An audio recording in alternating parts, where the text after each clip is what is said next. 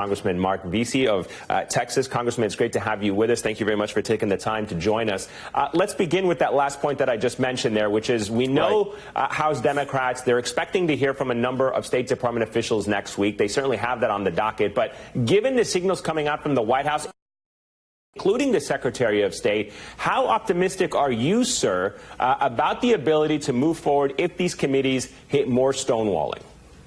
We're going to move forward regardless. The committees have lots of power, obviously. They're led by very competent individuals, and we're going to lay the process out for the people so we can present facts to them on this. And, you know, we're learning more and more every day without them releasing very much. We're learning more and more every day, and we're going to continue. And I think it's incumbent on them to now prove to the American public that, especially with the polling going against the White House, that they don't have anything to hide. Okay, well, let me just get some clarity on that. You say going forward we will continue, and certainly the Democrats will push forward. But legally speaking, tactically speaking, what do you have at your disposal to go forward that can answer some of the questions that are still lingering without this becoming a delayed, drawn-out process like the Mueller report over 2 years that can see, as we saw from the president, constant confusion and attacks on some of these Democratic committee leaders?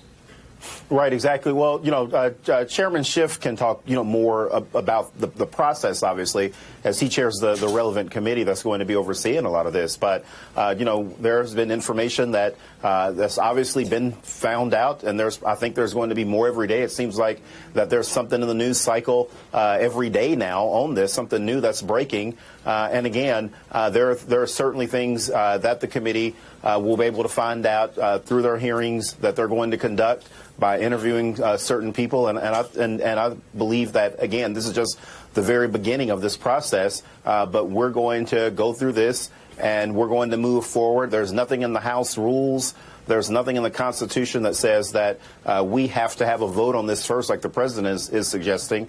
We're going to continue to have this impeachment inquiry, and we're going to try to find as much information as we can with what's available to us. And as we learn more of that information, including some of those text messages that we saw illustrating the U.S. ambassadors working to persuade the Ukrainian government to publicly commit to investigating the Bidens, do you, sir, feel comfortable voting on articles of impeachment at this time? Why not just go ahead and hold the vote today or tomorrow?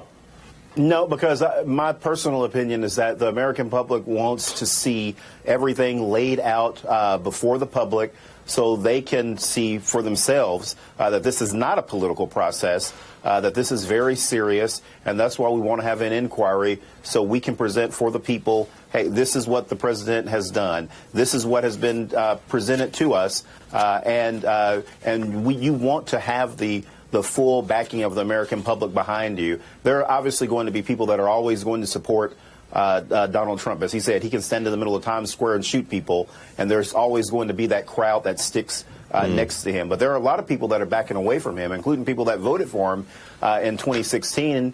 And again, it's incumbent on them, and I think it's a benefit to them to cooperate with the Democrats, to cooperate with the House panels that are looking into this to show that they have nothing to hide.